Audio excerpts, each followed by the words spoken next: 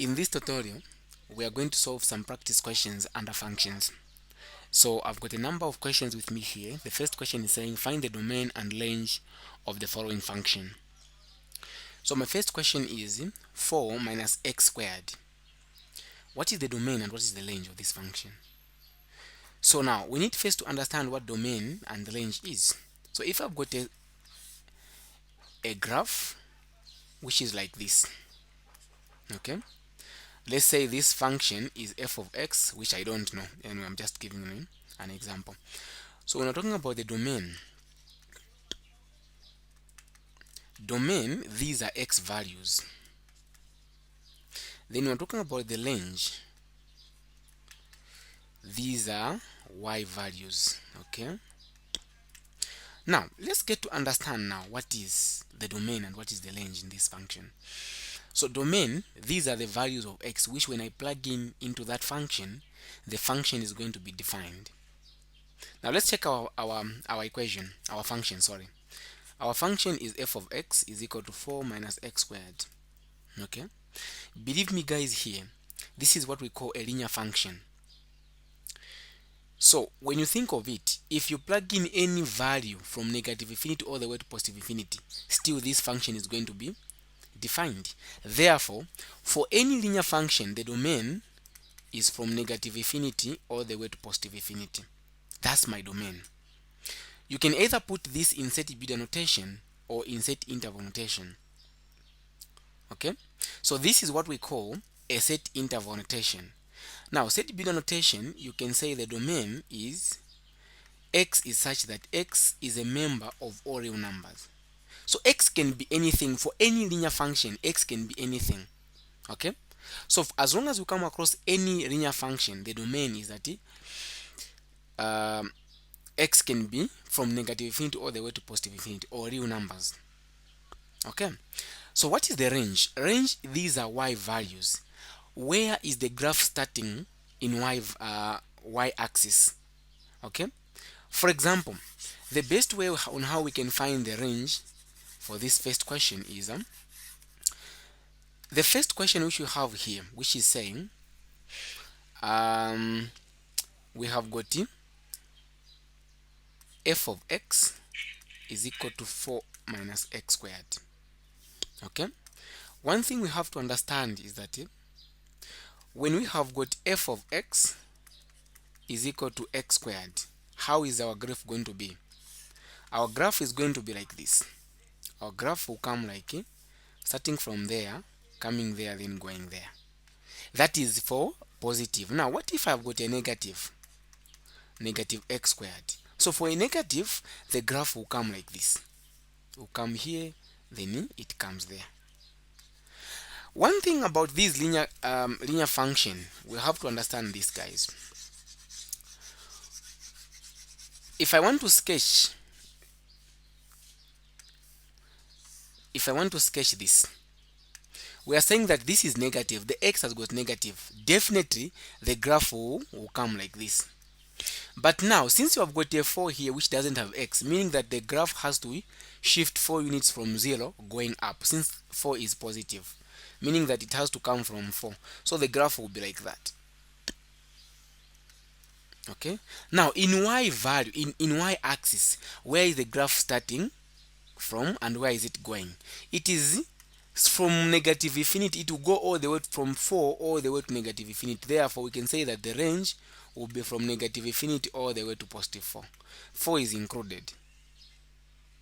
Okay, another way on how you can find this, if you're having difficulties on how to shift the graph, is very simple. What you can do is this. Okay, you can just say you can get this equated equal to 0. So for x, negative x will be equal to negative 4. Okay, so it will be x squared is equal to 4. Therefore x will be equal to plus or minus 2. I'm just getting the square root here. Once I get the square root, this will be plus or minus. Okay, so now I have got two values, negative 2 and so what I'm going to do here is this. I'm going to have my coordinate here. x, y. I'm going to put um, -2. Okay, I'll choose, I should put -2 here. Then here I'm going to put, let's say we have just to put -1, 0, then 1, 2. I'll just end there. So if I put -2 where there is x here, what will be my answer? Okay, once you find the coordinate here, you discover that when I put 4, then here is going to be 0. Another one, if I put -1, is going to be 3. If I put 0, is going to be 4. If I put 1, is going to be 3. If I put 2, is going to be 0. So you discover that your graph will be like this. In x-axis you have got -2 and -1, here 1 and 2. Here we have got 4 and 3. So you discover that we have got -2, 0, it is at this point. Let me use a different color. -1, 3, it is at that point. Then 4, 0 is there. Then we come here, we come there. You can clearly see that it will be the same. The graph will come like that. Okay, of which we are just interested in the range. So the range in this case is going to be from this point all the way to where the graph is going. We don't know where it's ending in y values. It's just going all the way to negative infinity. Okay, so we are saying that the range is from negative infinity all the way to 4. 4 is included. Now another thing which you have to take note is you can put this answer in set interval notation. Okay, you put this in set interval notation, which is going to be the range will be equal to, now when you're using the set beta notation, you have to consider to say y values. These are the range, we're talking about the y value. So you say y is such that y should be what? We are saying that y should be less than or equal to 4, because it is starting from 4 going all the way to negative infinity. That's why we have said from negative infinity all the way to 4. So 4 is included. That's why I'm saying that y should be less than or equal to 4. Then y should be a member of all real numbers, like that. Now in other words, we can say the set beta notation will be like y is a member of all real numbers, then such that y should be less than or equal to 4. This is just okay as well. No one is going to penalize you. Okay, so that is it for linear function. So for any linear function, you discover to say the range will be the same. I can give an example of, again, this is a linear function, only that it has got a modulus. Okay, so even this one, the domain there is that it should be all real numbers. All real numbers. So it's going to be from negative infinity to positive infinity for this one. But the range is going to be restricted. One thing we have to remember is that when we're sketching this graph, initially if it didn't have if it was just like this, 1 minus or x minus 1, okay, it would mean to say the graph is going to touch where there is y in -1 here. So it will go like that. But since there is modulus, meaning that it can't go to the negative side, so this part has to be reflected upward. Then this part you delete it. That would mean to say in y-axis it's starting from -1 all the way to positive infinity. So I can clearly see that the range will start from -1 is included all the way to positive infinity. That's my range. Sometimes you can also know that you can find the range of these linear functions without even sketching. How do you find that? You can say, since this, I'll start with the first one. Since the first one was 4 minus this is negative.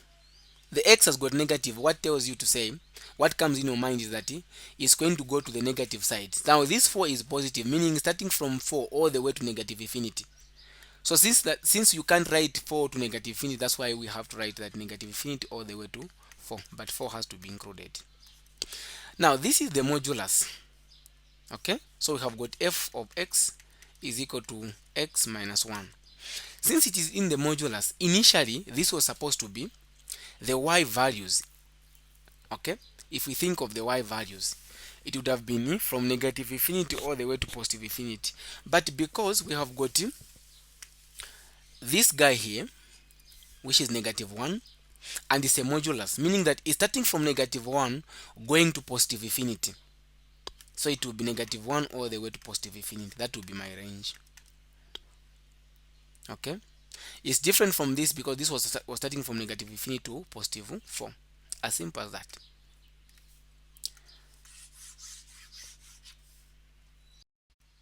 So we got to question 2 now, which is f of x is equal to f of x is equal to negative 2, that. So this is what we call a radical function. Okay, so how do you find the domain of a radical function? For any radical function, get me clear there, for any radical function, for you to find the domain, get what is in the square root only, equate it greater than equal to 0. So for x, the reason why we are saying that we equate it to greater than or equal to 0 is you can't have a negative in the square root. If I have got a negative a, this is definite and defined, and we are trying to make this function to be defined. Okay, so x has to be greater than or equal to 0.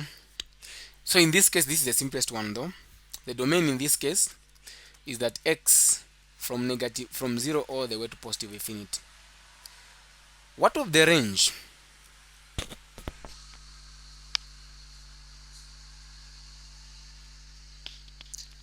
What of the range? So the range, when we check this out, you discover to say we are saying that x, when I put all the values for x, y, I can start with 0. You can just come up with just two coordinate, then I get 1.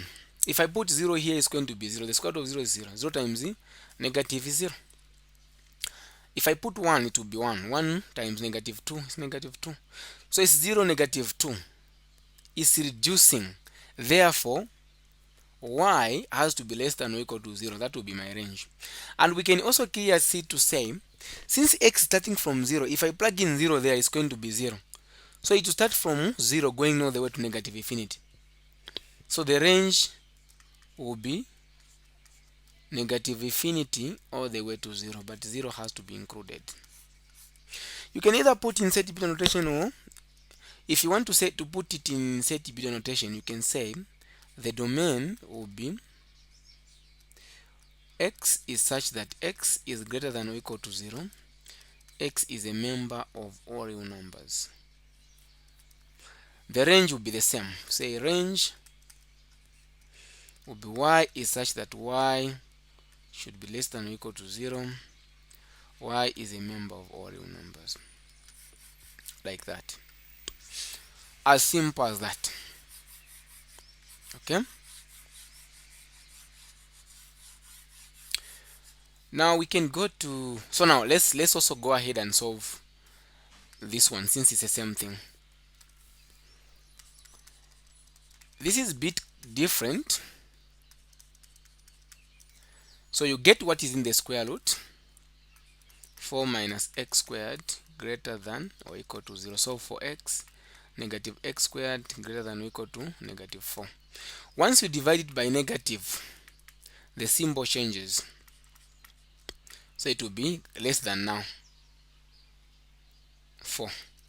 So if I get the square root here, there, x will be less than or equal to plus or minus 2. So I have two values. X should be negative 2, or x can be 3. Oh, sorry, and x can be positive 2. So now let's try to understand here. We are saying it is less than, in fact, let me just use them here. We are saying that x should be less than or equal to negative 2. At the same time, x should be less than or equal to 2. So it is contradicting itself. And for you, if we try to get any number which is less than 2, Another one is going to give us undefined.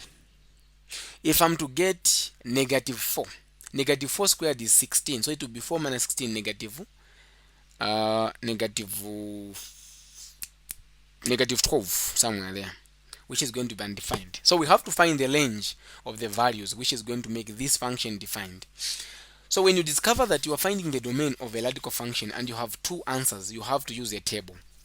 So if you have got an idea for inequalities, it's going to be easy for you. So you use this table. So these values, you put them, I'll put negative 2 and 2 there. The number in between is 0, the number there is 3, the number here negative 3. So what I'll do is I'm going to get, if I shift these two, it's like I have this. If I shift these two to the other side, to be x minus 2. So it will be x minus 2. The other one, if I shift this to the other side, it will be x plus 2. Like that. Okay. So x minus 2 and x minus plus 2. Like that. So now, if I plug in the values here, guys, if I put 3 here where there is x, it will be negative 3 minus 2, which is negative 5, which is negative. Then if I put 3 there, it will be negative. Negative times negative, positive. If I put 0 here, it will be negative. If I put 0 there, positive. Negative times positive, negative. 3 on x there, positive, positive. I'm putting 3 there. So the overall is positive. Remember, we are dealing with the less than. If you're dealing with less than, you get the value which is giving you negative. So in this case, my solution will lie on that column. So this will not be part of my solution. So the only solution is from negative 2 all the way to 2. So the domain in this case is from negative 2 all the way to 2. Both included, because it is less than or equal to. This is my domain. And for the, if I plug in any value between negative 2 and 2, the function is going to be defined. Okay? The function is going to be defined. Now, how can we find the range after finding the domain? So the domain now, we are saying that, so if we are to plug in the values, we are saying that the domain is x, y. The domain can only be negative 2, the numbers in between negative 2. So I can put negative 2, then I put neg 1, 0, 1, 2, like that. So if I put negative 2 here, what are we going to have? Let's see.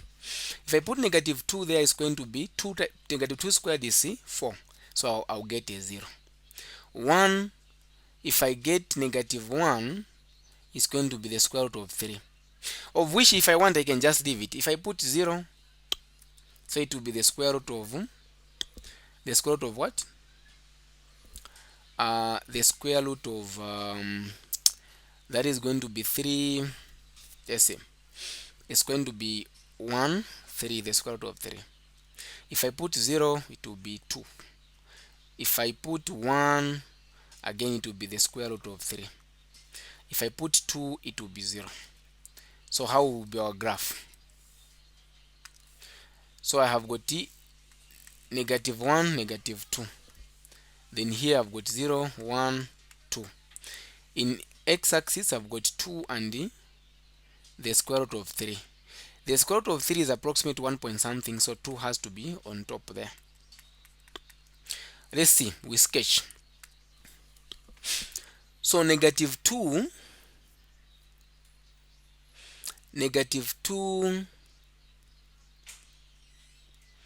okay, negative 2 is supposed to be there, here, negative 1.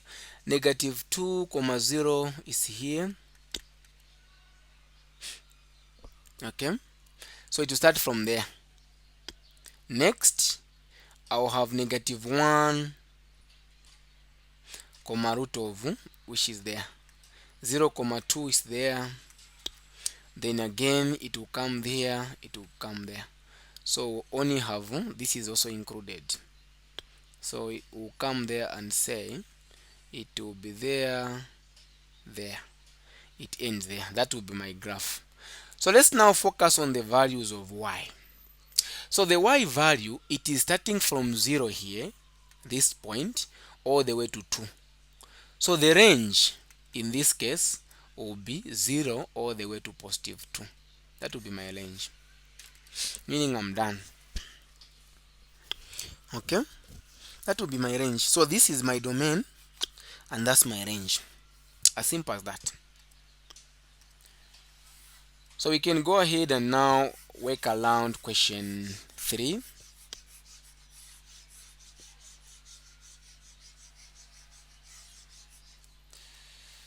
Question 3 is a rational function.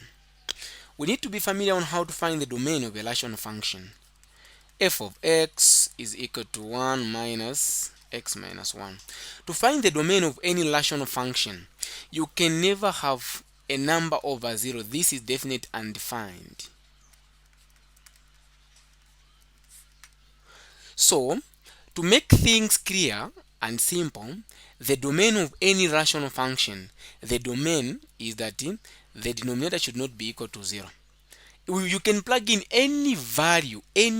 For example, if I have f of x is equal to 1 over x, I can plug in any value for x, any value except 0. The function is going to be defined. Therefore, x should not be equal to 0. That will be my domain. Okay, meaning that in this case I'll say that from negative infinity all the way to 0, 0 not included, union from 0 all the way to positive infinity, but 0 is not included because 0 is not part of the solution. So as long as you have got a rational function, get what is on the denominator, equate it not equal to 0. Solve for x. So you say x minus 1 not equal to 0. So for x will not be equal to 1. And for use, if I put 1 here, it's going to be 1 minus 1 is going to be 0, which is undefined. So it can be any number. My domain can be any number from negative infinity all the way to 1, but 1 should not be part of the solution. Union from 1 all the way to positive infinity. That's my domain. If I want this to be in set builder notation, I'll say x is such that x should not be equal to 1, but the x has to be a member of all real numbers, like that. How do we find the domain now? Sorry, the range. This is the domain. How do we find the range? To find the range of the rational function, you can either find the inverse. Okay, let me show you. You can either find the inverse of the function. How do we find the inverse? Y, you replace this with y, then solve for x. I cross multiply it to be xy minus y is equal to 1. Make x as a subject of formula. Xy will be equal to 1 plus y. Divide both sides by y, even here by y. So you have x is equal to 1 plus y divided by y. Remember that on the denominator you can't have 0. So you say you get what is on the denominator, equate it not equal to 0. So in this case, my range is y should not be equal to 0.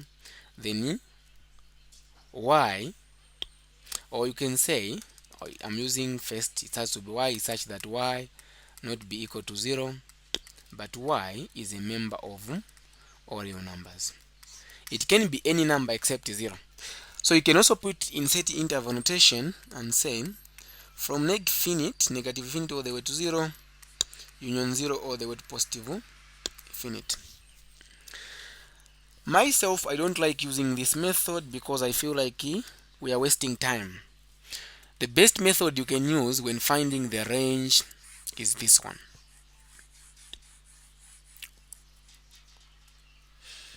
We have got 4 scenarios.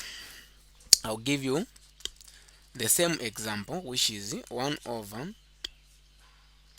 x minus 1. Another example which I'm going to give you is 2x minus 1 divided by x plus 2. Another example, so now here I'm going just to find the range only. We'll come back to the domain. I'll get this x squared, I'll get part 4 minus 4 divided by x plus 2. The first one, how do we find the domain? This function is bottom heavy. What do we really mean when we say bottom heavy? The denominator has got the highest power of x than the numerator. Therefore, the range will always be y is not equal to 0. As long as the function is bottom heavy, the degree of x is greater than the degree of x on the numerator. The denominator is greater than the x on the numerator. Y is not equal to 0. That's the range. Let's go to part 2, this one. As long as the degree of x on the numerator and the degree of x on the denominator, they are the same, we get the coefficient, divide them. In this case, y will not be equal to, I'll divide now. This, the one guy, the guy having x is this one and that one. So now I have to compare the coefficient, which will be 2 divided by 1. So y will not be equal to 2. That will be my range. I'm only focusing on what? The range right now. Get me right. Let me repeat myself. The first part we are saying, if the denominator has got the highest power of x than the numerator, then the range is y is not equal to 0. So then the range in this case, you say it will be from negative infinity all the way to 0, union from 0 all the way to positive infinity. The second one here will be, we are saying y will not be equal to 2. So it will be, the range will be negative infinity all the way to 2, 2 not included, union from 2 all the way to positive infinity. Let's go to the third one. The third one is the opposite of the first one. The denominator or the numerator has got the highest power of x than the denominator. Therefore, if you find this case, the range is all real numbers. Get me right there. The range is all real numbers. So you just say the range will be from negative infinity all the way to positive infinity, like that. These are the only scenarios which you are going to come across when you have been given a rational function. You don't have to find the inverse, just get these 3 principles. If the denominator has got the highest power of x, or if the function is bottom heavy, then y is not equal to 0. Then you start now doing this. You can either put it in set builder notation. That is just okay. Yeah, so meaning I have solved part 3 and 4 for the part of the range. Since part 3 we have already solved the domain, I'll just go direct to part 4 and find the domain. So the domain, we say that get the denominator x plus 2 not equal to 0. So for x not equal to negative 2. Therefore, I can say that x is such that x is not equal to negative 2. X should be a member of all real numbers. That's my domain. You can either say negative infinity all the way to negative 2, union negative 2 to positive infinity. Done. Finally, we are remaining with the last question, which is the most interesting question anyway. How do we find the domain? The first thing I'm going to show you is just do this. Get the denominator. The domain in this case will be x should not be equal to 0, because I'm just interested in the denominator. X should not be equal to 0. That's my domain. So from negative infinity to 0, union 0 to positive infinity. That's my domain. Or you can say x is such that x is not equal to 0, but x is a member of all real numbers. Now let's go ahead and find the range. Range, we are saying that the domain is x is not equal to 0. I'll just come up with a simple coordinate, guys, and put the numbers. I'll just choose 4 numbers. This, we are saying that x should not be equal to 0. Let's get 2 numbers up, 2 numbers down, meaning I'm going to get negative 2 and negative 1. I skip 0 because we are saying that x should never be 0. So I'll put 1, 2. So now here, if I put 1 here, guys, the function is f of x is equal to the modulus of x divided by x. If I put negative 2 here on down there, what are we going to have? Come on. I put negative 2 there. What do we expect to have? We are going to have negative, so it's going to be negative 2. Now the negative, since it's in the modulus, it's going to be negative 2, the modulus, divided by 2. So the modulus will always give us the positive. Oh, here I've got negative, will always give me the positive. So it's like I have this, I'll get -1.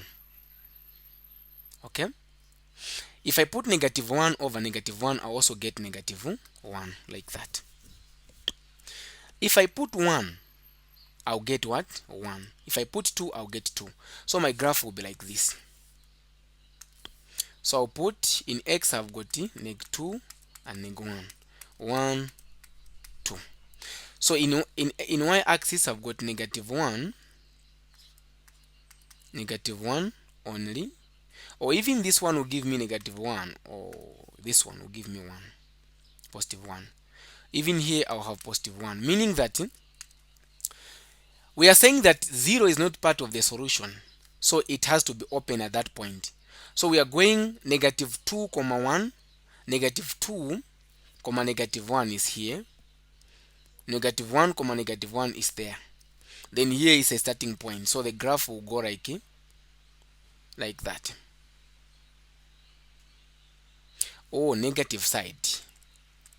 Just a minute. We are talking about the -2, -1 is here, -1 there. So here it will start as an open.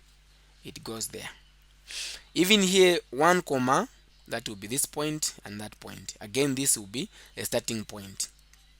Now, we are saying that in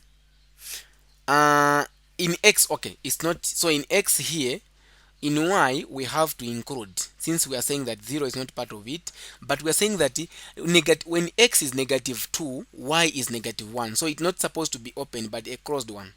Even here, a closed one, because it's part of it. Okay? Now, the range, you get the y values. The y values, the only values I have for y is just 1 and -1. So I'll start. The range will be -1 included, union, again 1 included. That's why I say this is the most interesting question. So the range is just -1 and 1. That's all. Okay? So that question 1, we are done for question 1 here. So let's talk about one-to-one function. Like, how do you show that a function is one-to-one? So you can only show that a function is one-to-one if f of a is equal to f of b.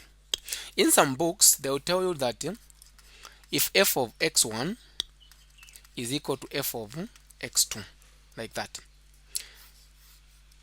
You get my point, right? Now, the issue here is simple. You choose. It's either you use f of a is equal to f of b, or f of x1 is equal to f of x2. So if you find that this is equal to that, then the function is one-to-one. Okay? So in this video, I'm going to use f of x1. But if you want, you can use f of. What does it mean? Where there is, I have got this function. Okay? Meaning I have to put, where there is x, I'll put x1, and then I'll say equal to where there is, so I'll do like this. Here I'll put x1 minus 3, then I'll say is equal to, then now I'll put x2 minus 3. So if I find that x1 is equal to x2, then the function is one-to-one. So if I shift 3 to the other side, then it's going to be positive. It will cancel out.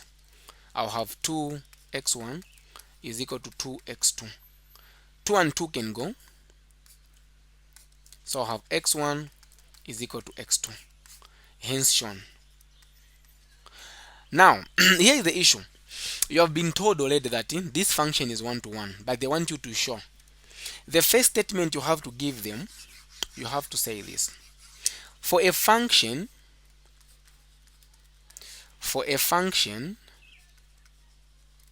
to be considered as one-to-one,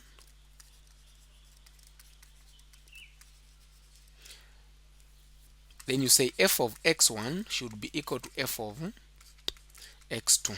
Then you start now, so that the one who is going to be marking your paper, they'll be able to note, say, okay, this person is saying if f of x1 is equal to f of x2, then the function is one-to-one. If you want, you use f of a equal to f of b. It's fine, you choose. Then you start now working around with those. So here these questions are just direct. You need just to show that this function is one to one. So the second one, I'm going now to use f of a. It's okay, you can choose f of a. So where there is x, I'll put a. So I'll say a plus 7 is equal to 4. A, and now I have to put b here. B plus 7 is equal to 4. If I cross multiply here, 4 and 4 can go, and I'll remain with this. 7 and 7 can go, because if I shift 7 to the other side, I'll have a is equal to b, hence shown. That's the basic principle behind one-to-one function. So since I've done this, you can go ahead and do this one. Let me go ahead and just do this one and this. So you can pause the video and see how I'm going to solve this and that. Then you continue with it, you see what I'm going to find. So we have been told that 4 minus x squared, okay, 4 minus x squared, so 4 minus x squared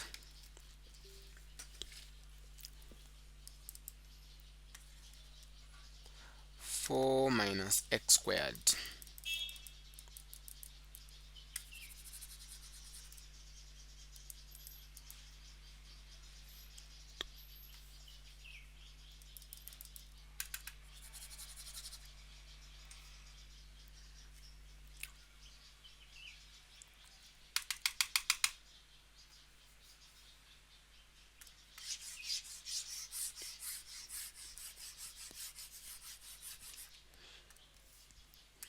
Four minus x squared. So now where there is x, we put now a.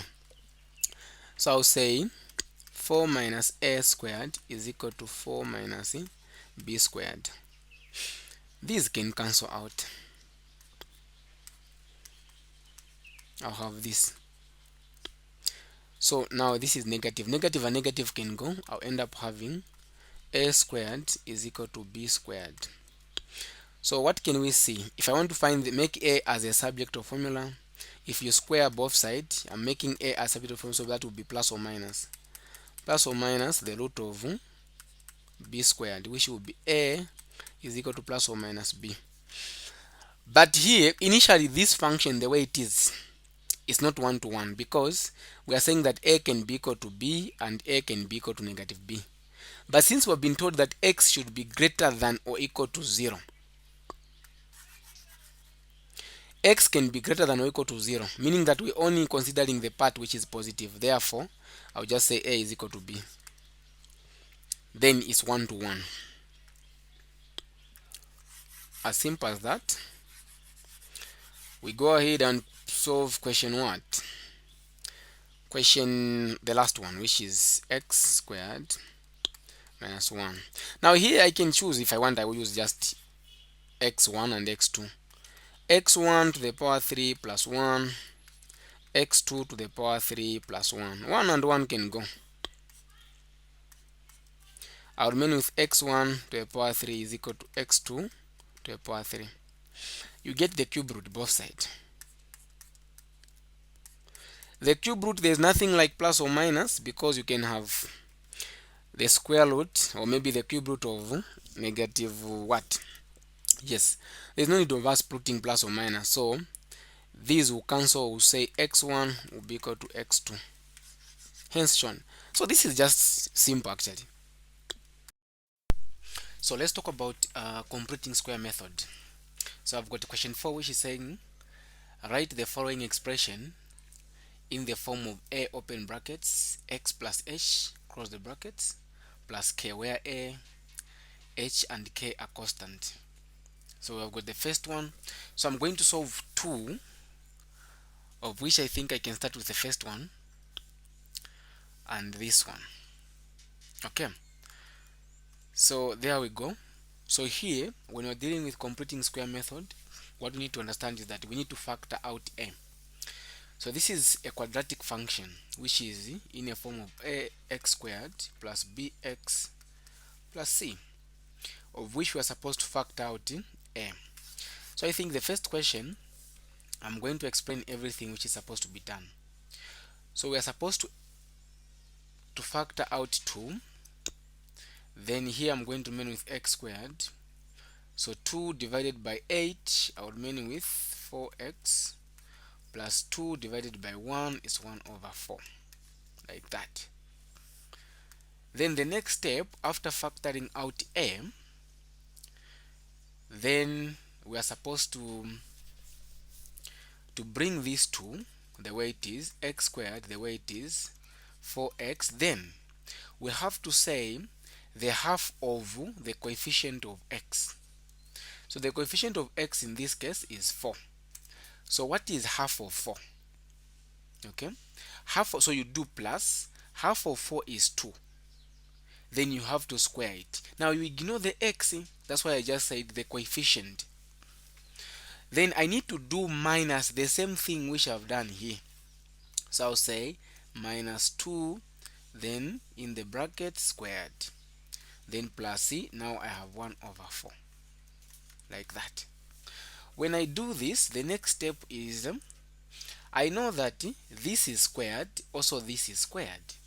So what I'm going to do, I have to ignore this part, the 4x, the guy having x only. I need to ignore it. So I'm going to write it as I'll say x plus 2. Since this is squared, this is also squared. It's the same as I just put this square outside, meaning that these guys, I'm done with this. The next thing is I'll put minus 2 squared is 4, then plus 1 over 4, like that. Now I can simplify this part, which is negative 4 plus 1 over 4. Okay, so the common here is the same as divided by 1. The common denominator is 4. 4 into 4, or 1 into 4 is negative, or is 4. 4 times 4, 16. Negative 16 plus 1, which is going to give me negative 15 over 4. So now we have 2 open brackets, x plus 2, then this is squared, so we have minus 15 over 4. Now we want to write this in a form of a x plus h plus k, meaning that I have to distribute 2 so that I remain with what is inside here and the 2. So I'll start 2 here. 2 times this is going to give me 2 outside, so I'll have 2x plus 2 squared minus, then here is 2 times 15 over 5. It's the same as I put 2 here, then 15 over 4. And I know that 2 there is 1, 2 there is 2. So I will end up having x plus 2, then squared minus 15 over 2. So as we can see here, meaning that our x, our a in this case is 2, and our h is also 2, our k is negative 15 over 2. As simple as that. So we want to express it in a form of, we leave it in a form of this. So the final answer is 2 open brackets x plus 2 squared, then minus 15 over 2. Now I want you guys to follow this step and check if I've made any mistake. You can comment in the comment section. You can just drop a comment in the comment section so that I also check it if I've made any mistake. But this is the answer I found for part 1. So let's go ahead and do part 2.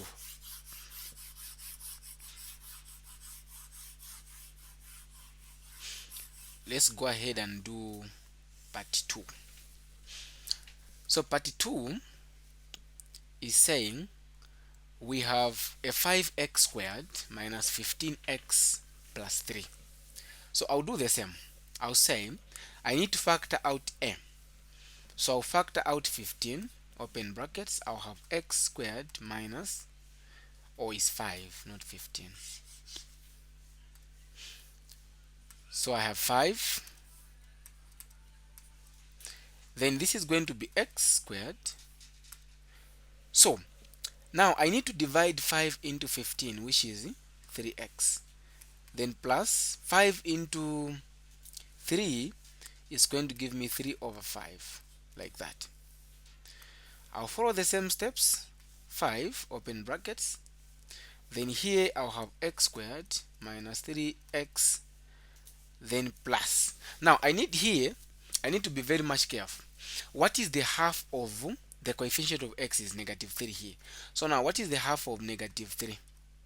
Half of is the same as just doing times this.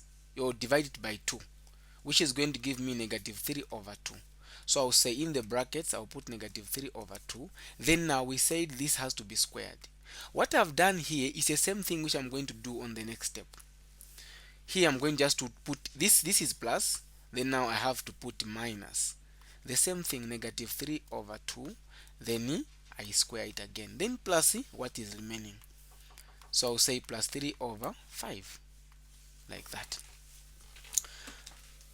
So what I'm going to do now here is I know that at this step I need to ignore this.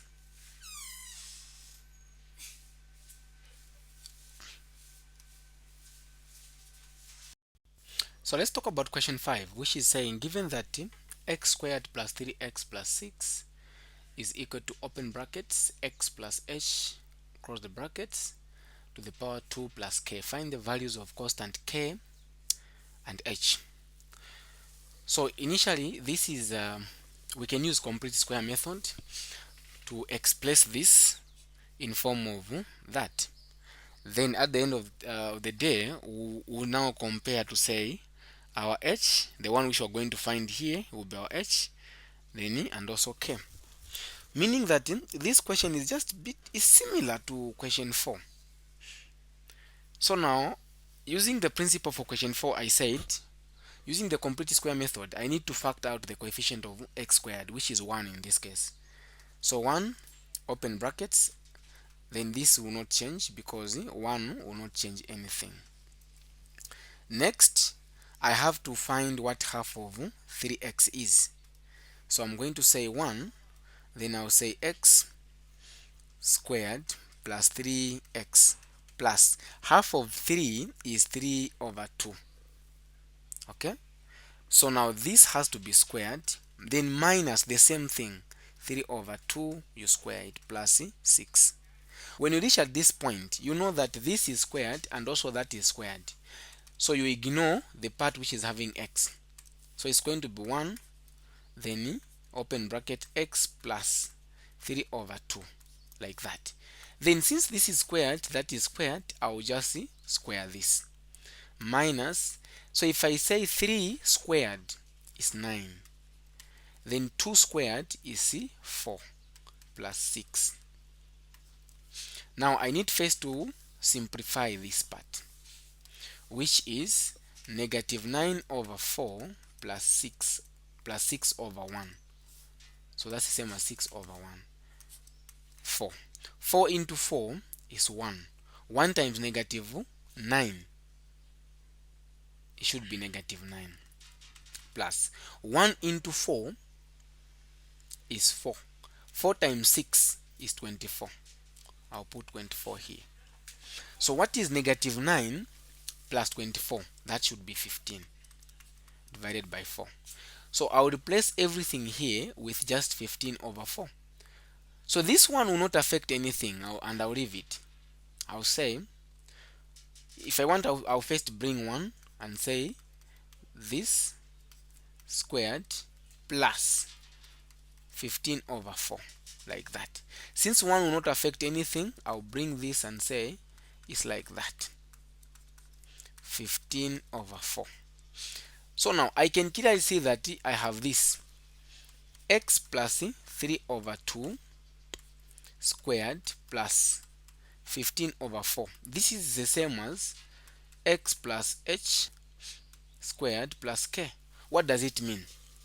So the value of k, we can clearly see that the h will be equal to 3 over 2 and the k will be equal to 15 over 4. As simple as that. So in this case, these are the answers for question 5. So let's talk about question 6, which is talking about complete square method, where we need to sketch this. So the question is, write each of the following function in form of f of x is equal to x plus h, then in the brackets squared plus k, hence sketch each of the function indicating the turning point and the point where the function cuts the x-axis or the coordinate in x-axis. So initially it's just a matter of us finding the coordinate, and also using the complete square method we express this function in form of that. For question 4 and 5 we have been doing this, so I believe it's going to be easy for us to do that. Now when it comes for sketching, one thing we have to remember is that a function is in a form of ax squared plus bx plus c. Now here is our graph. Before you even sketch, if you discover that a is less than 0, at that point you expect to have maximum. Then if a is greater than 0, you expect to have minimum. What does it mean? So before you even sketch, you'll be able to know that, okay, so the graph which I'm supposed to come up with is supposed to be like this. So if you have got if a is less than 0, then the graph will curve like this. If a is greater than 0, the graph will curve like that. So before we even solve part 1 here, you can clearly see that this one is positive, is greater than 0. So the graph will turn like that. Oh, sorry, it's greater than 0 and not less than 0. So the graph will turn like that. We'll have a minimum. Okay, let's see. So we go ahead and see what we're going to find. So the first part is saying if I complete the square method, here I have 1, then I have got x squared minus 6x plus 8. Isn't this the same question which we were doing in yeah, it's the same one. Okay, anyway, let's just do it. So 1 x squared minus half of 6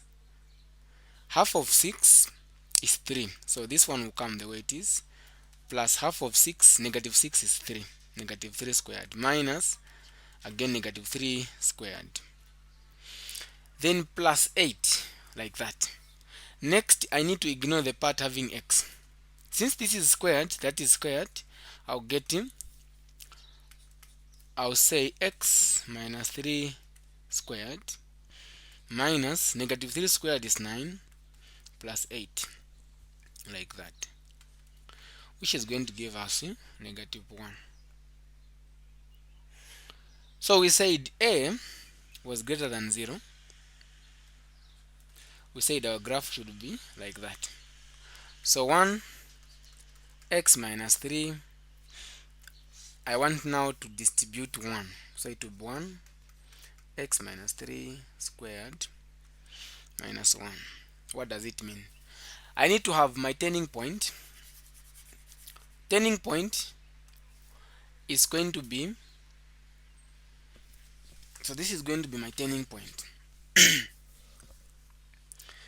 My turning point will be the x value. You get this, you equate equal to 0, so for x, that is the x value when you're finding the turning point. Or you get the opposite of x, that is negative 3, meaning it's going to be positive 3. Or you can say x minus 3 is equal to 0. Shift 3 to the other side, x is equal to 3. So x is 3. What of y? Y, you get this part. That's your y. So I'll get -1 to be my y. That's my turning point. After finding the turning point, which I can just put them here. After finding the turning point, the next thing you can do is this. You need to find the values of x and y. So in this case, since I have got 1 here, 1 will not affect anything. What I'm going to do is I'm going to get this the way it is here, -1, equate it equal to 0. Okay? Then next you have to shift this to the other side. So it will be x minus 3 raised to the power 2 is equal to 1, like that. When you do that, the next thing you have to do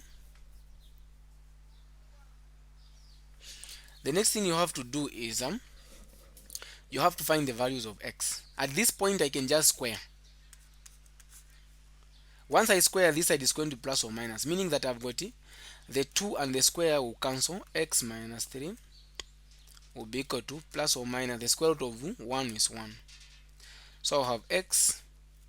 If I shift -3 to the other side, is going to be 3 plus or minus 1.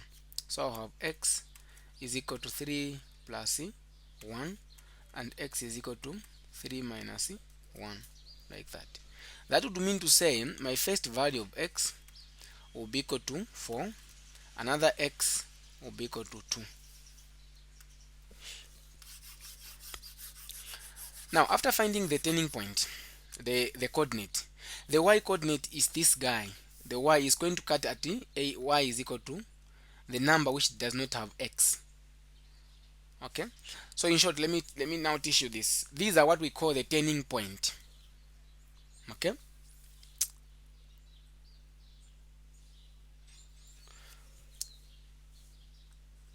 so to find the x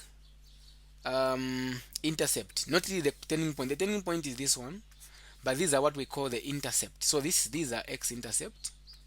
To find the y intercept, so you have y is equal to x squared minus 6x plus 8. Put where there is x, put 0. You discover that y will be equal to 8. Sorry. So y is equal to 8.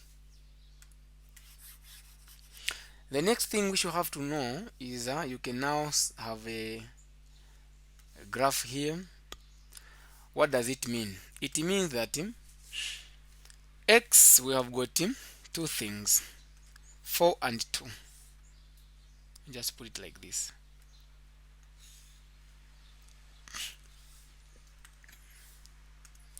So I have got 2 and 4.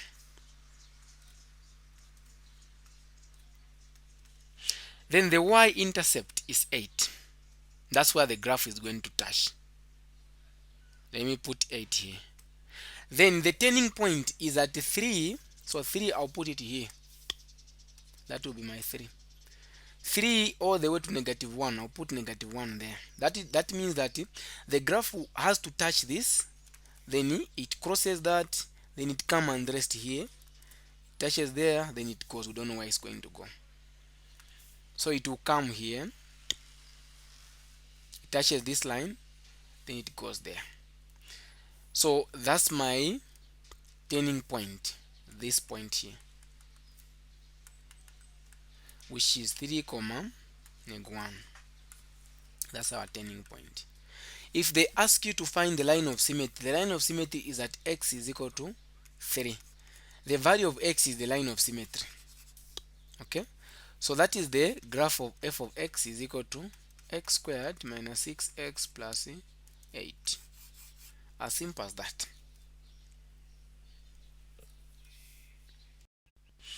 Okay, so now let's go to part 2.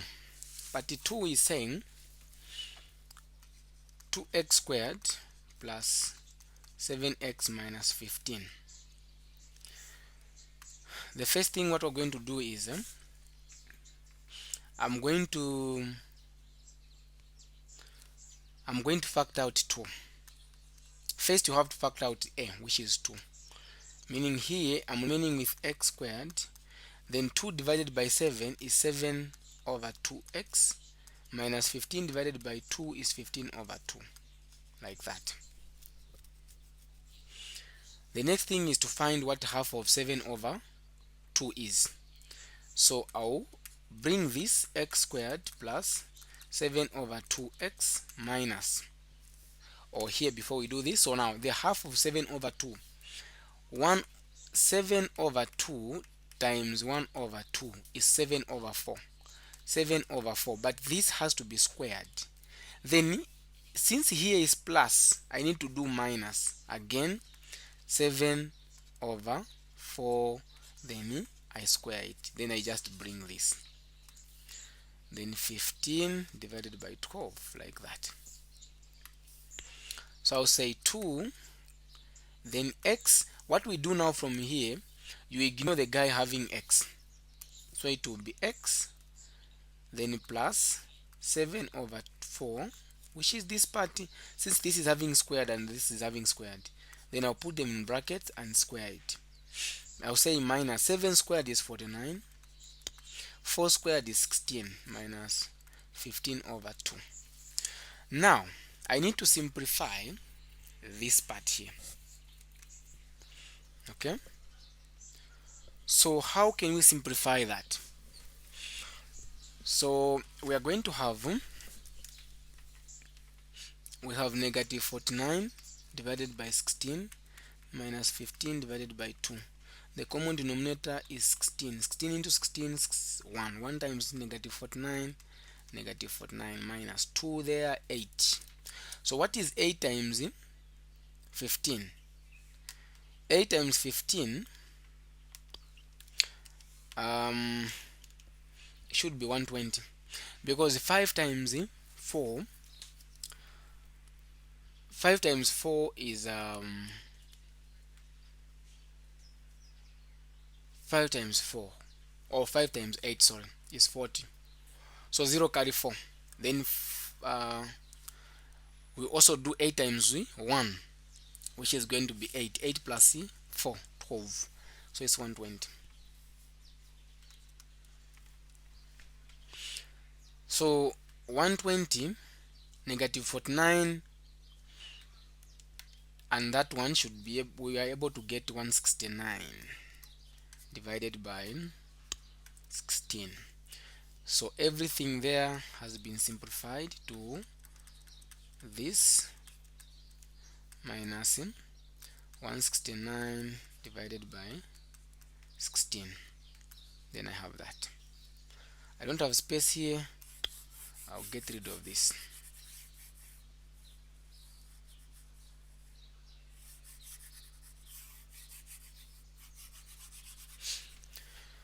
The next thing what I'm going to do is I'll distribute 2. So it will be 2 open brackets x plus 7 over 4 squared minus. So here I'm going to say 2 open brackets. I have got 169, then divided by 16.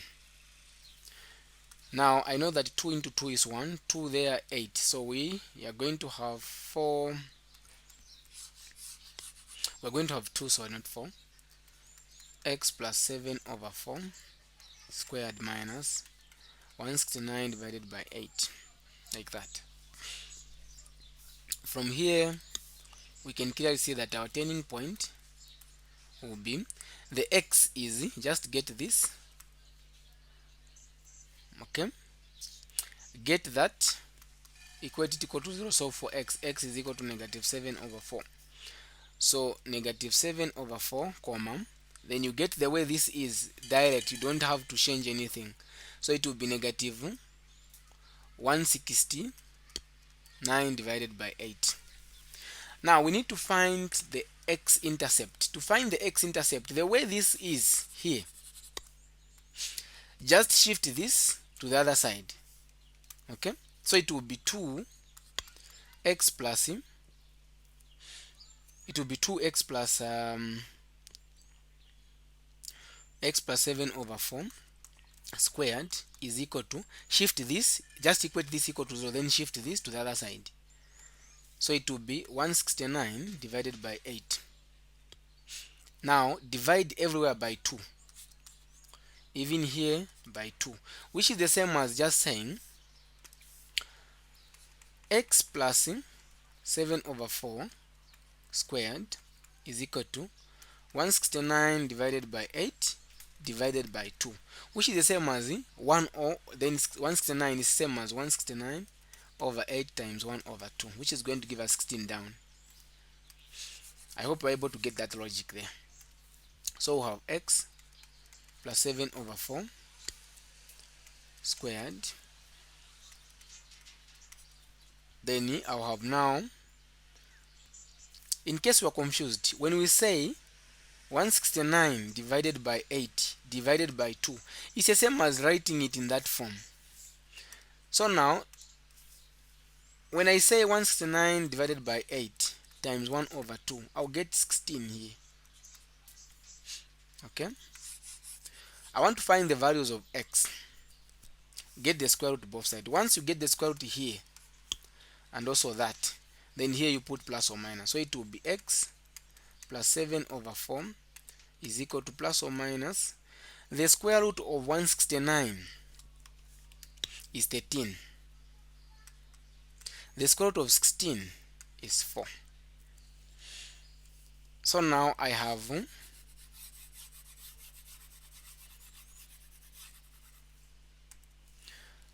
x plus 7 over 4 is equal to plus or minus 13 over 4. We are shifting now this one to find the values of x, this to the other side. So it will be x is equal to negative 7 over 4 plus or minus 13 over 4. Meaning that the values of x are negative 7 over 4 plus 13 over 4, or this one I can get rid of it. Or x will be equal to negative 7 over 4 minus 13 over 4. So now the way it's going to be here, we have to say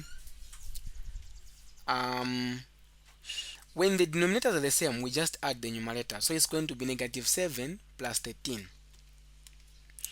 So negative 7 plus 13 is 6. So meaning we have got 6 over 4, of which I can divide both sides by 2. It will be 3 over 2. My first x. Then this one is going to be 20. X will be equal to negative 20 over 4, of which x will be equal to negative 5. Now I have got x is equal to negative 5 and x is equal to 3 over 2. Then we can now get rid of what? We can get rid of this, and then we know that the y-axis, the y is the guy having what? Which does not have x. If you don't understand to say the guy not having x is your y-intercept, it's the same as just equating that 2x squared plus 7x minus 15. Put where there is x 0. Find the value of y. It will be negative 15.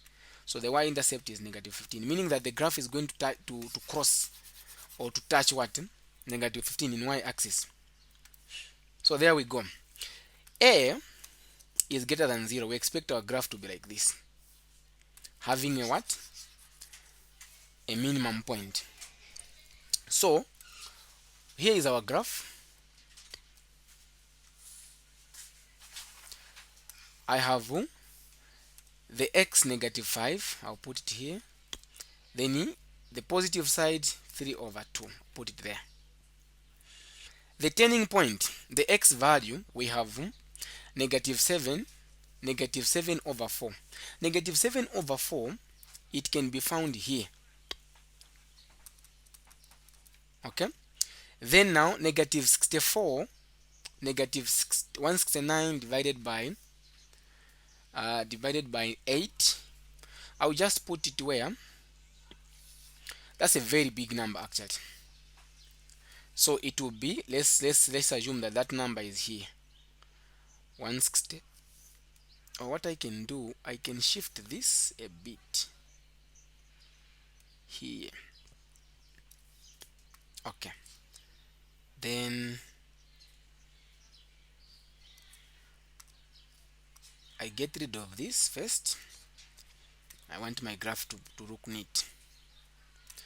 That would mean to say here is negative 5, negative 7 over 4 is here, and here I've got 3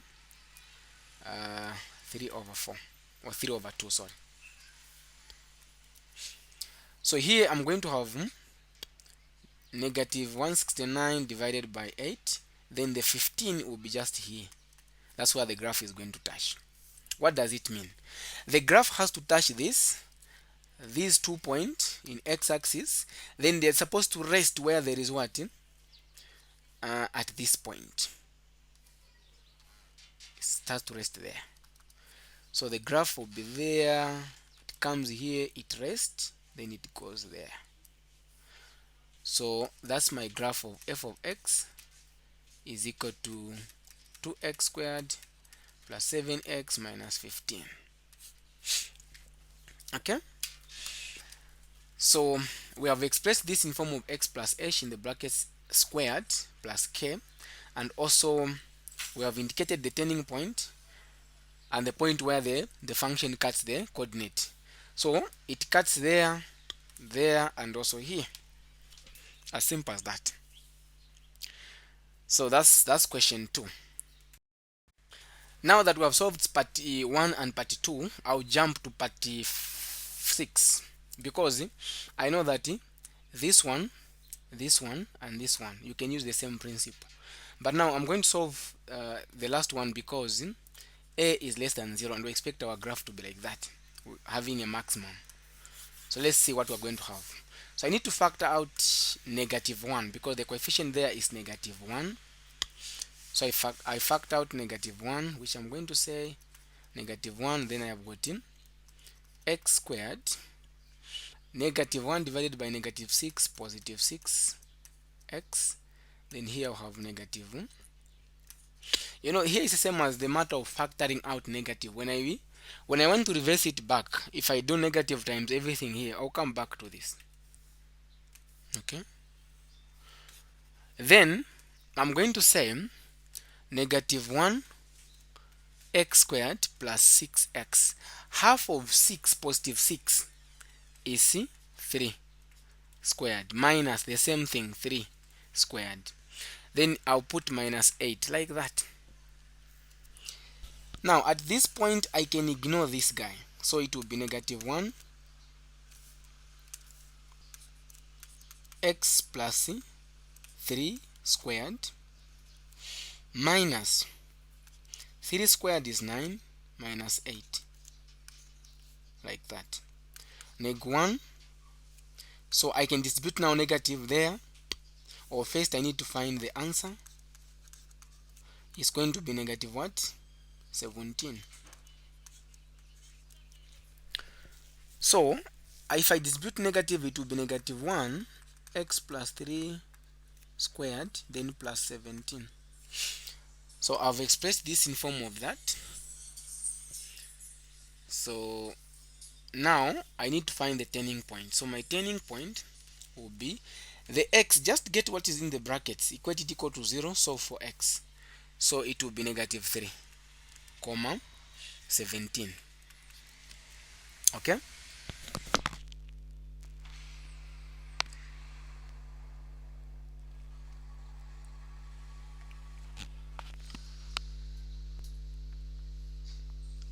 so the next thing what I'm going to do now is I need to find the intercept. We know that the y-intercept is a number not having x, which is 8 in this case. Okay, next I need to find the x-intercept. To find the x-intercept, like I said, the simplest way, if you want, you can use a quadratic equation. It's okay. If it is factorizable, you can also use that. That is just okay. But without wasting much of your time, just from here, just equate this equal to 0. Then -1 x plus 3 squared is equal to -17. Divide everywhere by negative. because we've got negative 1 here, even here negative 1. So it will be x plus 3 squared, negative will go, so I'll have plus 17. Then now at this point I can get the square root. Once I get the square root here, here is to plus or minus. So I have x plus 3 is equal to plus or minus 17, the square root of 17. So I'll shift this to the other side. It will be x is equal to 3 plus or minus the root of 17. So x will be equal to 3 plus root of 17, and another x will be 3 minus root of 17. I've got two values which I can just put them here to create space. 3 plus root of 17, and also x should be 3 minus root of 17.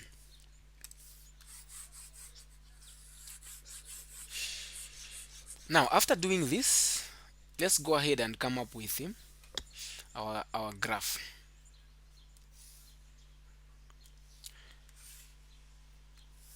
Thinking of it, the x intercept is going to be here, the turning point, sorry, negative 3, which I'll put just it here. Then another coordinate will be there, another coordinate will be there. Okay, then now when I do this, I know that the coordinate which is going to give me negative is 3 minus, I know that 3 minus root of 17 is less than negative 3, so I'll put it here, 3 minus root of 17. Then that other one, 3 plus root of 17, I'll put it here. Then now what I'm going to do is I need to put 8 here. The turning point again is what here? Is 17. So it has to touch at 8, at this point, and at that point. Then it has to rest at what? Negative 3 comma 17, which is the, so it comes there, reaching there, coming there. If you want, you can put the arrows because we don't know where it's ending. So f of x will be equal to negative x squared minus 6x plus 8. That's the graph. So now use the same principle to solve the third one, the fourth one, and the fifth one. Okay, if you see that I've made any mistake, feel free to drop the comment so that maybe I try to review my answers. So guys, for question 7, this question is basically the same as question 6, but here they have just included the modulus. So there's no need of me solving all the questions here again. I'll just get one example, and I'm not going to show you the procedures because we have done this already. So now let me do this one. We said that the turning point for the last question from question 6, we said is negative 3 comma 17. Okay, and the x values, we found that it was 3 minus root of 17, and another one was x is equal to 3 plus root of 17. Then the y value was what? 8. And after sketching this, we discovered that the graph was like this. Here is our graph. We found negative 3 here. Then here there was negative 3 minus root of 17. Then here we had 3 plus root of 17. Then the 17 is there, the 8 is there. That's what we said. And our graph was, let me show you our graph. It was cutting there, cutting here, cutting there, and resting at that point. So we said our graph is like that. That is the graph of f of x is equal to negative x squared minus 6x plus 8. Get me right there. But here there is a modulus. What does it mean? It means that this function, it can't go to the negative side. So where it is touching negative, you need to reflect it to the upper part. What do I mean? This part here, it has to be from here. Just you just say it goes like that. From here again, it goes like that. Then put this in dotted form. Okay, you put this in dotted form. That one has to be in dotted form. So that's the graph of f of x is equal to the modulus of negative x squared minus 6x plus 8. Okay, now in a case where, like the first question, we had a graph which was going like this. We had a graph which was like that. If I'm not mistaken, the graph was if I'm not forgotten, I think it was going like that, like that. So the part which has got negative, this line, this part has to be reflected upper part here. So if here it was ending on -5, here it will end on +5. That's what I mean. But in a case where you come across a question which is like this, which is, let's say there is f of x is equal to negative, then the modulus of x squared plus maybe 6x plus 8. Then there is a modulus, then a negative is outside the modulus, meaning that if you have got a graph which is like this, the part which is to the negative, to the positive side, reflect it to the negative side. So this one has to come here. Leave this one in dotted form. Okay, so I explained this the time I was explaining completing square with modulus. So you can go you can just go back to you can go on our website if you want to learn more about how to sketch the modulus functions. Okay, so let's go to question 8. Yeah, question 8. So it's saying find the values of k for which the equation 2x squared plus px plus 1, of course here they made a mistake, it was supposed to be k. So it is 2x squared plus kx plus 1 is equal to 0, has one real solution. So if it has got one real solution, what does it mean? Okay, so let's get to understand this thing. The equation which we normally use, the quadratic equation, which is this, b squared minus 4ac divided by 2a. What determines the solution to be either real or imaginary is what we call the discriminant. This guy in the square root here, which is b squared minus 4ac, is what we call discriminant.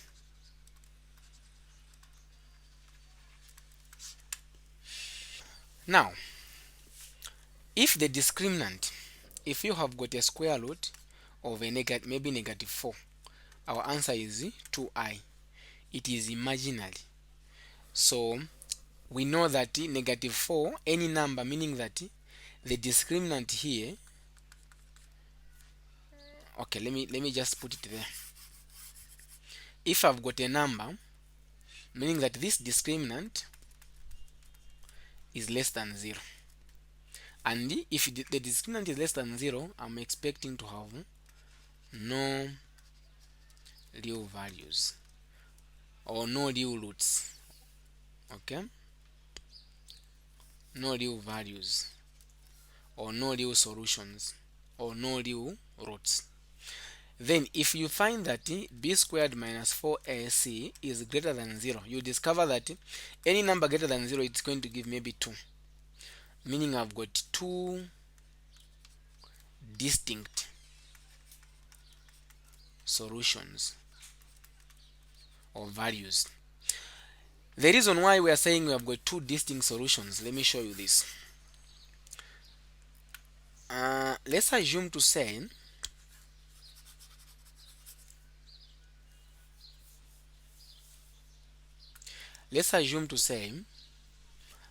we have got x is equal to maybe 2 plus or minus maybe the square root of 9. Okay, so we'll discover that x will be 2 plus or minus the square root of 3. So we have two distinct real values. Let me even put it here. Two distinct real values. What does it mean? X will be equal to 2 plus 3 and x will be equal to 2 minus 3. So you discover that x will be equal to 5 and x will be equal to negative 1. So these are two distinct real values. They are different, but they are real values. That's why we're saying two different real values. As long as the discriminant is greater than 0. What if the discriminant is equal to 0?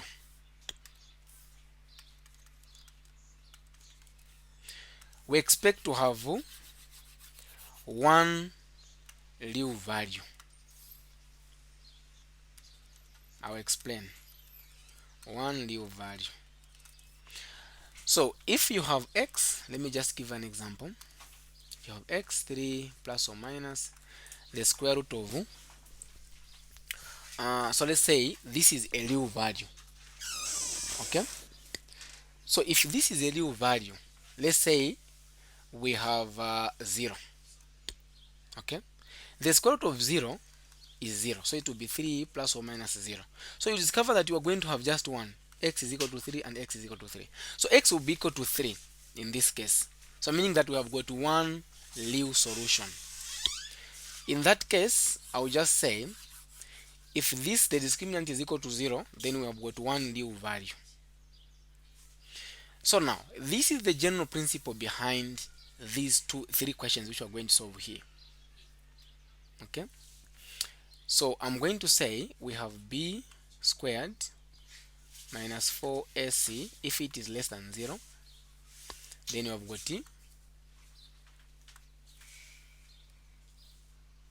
imaginary numbers or no real values. So let's start with question 8. So question 8 is saying find the values of k for which the equation 2x plus kx plus 1 is equal to 0 has one real value. If it has got one real value, then the discriminant is equal to 0. So then we are going to say b squared minus 4ac is equal to 0. So now let's see. We know that our b in this case is just k. So I'll say k squared minus 4. My a is 2. It's like this. So in this case, my a is 2. What of my c? My c is 1 is equal to 0. So I'll have 4 squared. This is going to give me 8 minus 3, 8. Because we are doing 2 times 4, which is going to give me 8. This should be equal to 0. The next thing what I'm going to do now is I can shift 8 to the other side. So it will be k squared is equal to 8. I can get the square root both sides. So k will be equal to plus or minus the root of 8. So the root of 8, I don't think it can be simplified. Therefore, k can be equal to negative root of 8 or positive root of 8. So the values of k will be k will be equal to the root of 8, and again k can be the root of negative 8. As simple as that. So for question 8 we are done. Then for question 9, we have find the values of k for which x squared plus 6x plus k is equal to 0 has two real values. So if it has got two real values, the discriminant has to be, we equate it greater than 0. So b is 6, we square it. For my a is 1, my c is k, greater than 0. 6 squared is 36. 4 times 1 is just 4, k, greater than 0. Shift this to the other side. So negative 4k greater than 0 minus 6, which is the same as negative 36, sorry. we can divide both sides by -4. The moment you divide it by -4, this sign is going to change. So is this a sign? It's a symbol. So this symbol is going to change. So it's going to be k is less than. Now what is -36 divided by 4? That should be 9. So it's 9. Okay, meaning that my k value is just 9, less than 9, meaning that I can put any value as long as that value is less than 9. This is going to be valid. Okay, the function is going to be defined. So the value of k should be less than 9. So now if you want, you can write this as is saying that find the values of k. Okay, if you want, you can leave the answer the way it is, or you can say that k should be from -infinity all the way to 9, 9 not included, because it should be less than 9. Okay, but in a case where they ask you to find the range of the values, that's when you can put it in this form. But even if they're just saying find the values, you can also put your answer in this form. It's okay. So that's question 9. Question 10 is the same principle. The equation x squared minus 4kx plus 4 is equal to 0 has two distinct real values. Okay, find the set of possible values of k. In fact, here is just direct. Now this is going to be a bit different from question 8 and 9. So two distinct values, I explained this. The discriminant should be greater than 0. So in this case, my b is 4k. Now I square it, minus 4, my a is 1, my c is 4, greater than 0. We want to find the value of k. I square this. 4 squared is going to be 36. 16 k squared minus, so this is going to be 4 times 4, which is also 16. Okay, greater than 0. At this point, I can reduce this function to make things simple. I can divide everywhere by I can divide everywhere by 16, or I can just say 16 k squared greater than, this now is going to be positive 16. So you divide both sides by 16, you find that k squared will be greater than 1. But now here is the issue. I want to find the value of k. If I get the square root both sides, I'll get k. If I get the square root here, even here is going to plus or minus, so it will be k is greater than plus or minus 1. If you are dealing with any kind of inequality, as long as you have got two answers, then you have to use a table, because the question, even the question itself here is saying find the set of possible values of k. Okay, so there's some solution which is not part of k, but we want to find the solution which is going to fit, or which is going to make this function defined. Now I have got two things here. We are saying that k should be greater than, I've got k greater than 1 and k less than -1. So you can clearly see that it's contradicting itself. So if you have got a number line here, we have got 1. Another one is saying that it should be from -1, or both are greater than, sorry. Even this one is saying that k is greater than what? -1.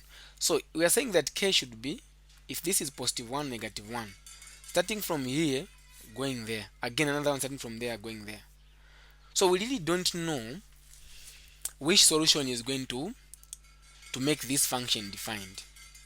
Okay, so if you have got two values, different values, you need to use a table. So there we go, and this is going to be easy if you know inequalities. So I've got two values like we said, k should be greater than 1 and k should be greater than neg 1. So I'm going to have neg 1 here and 1 there.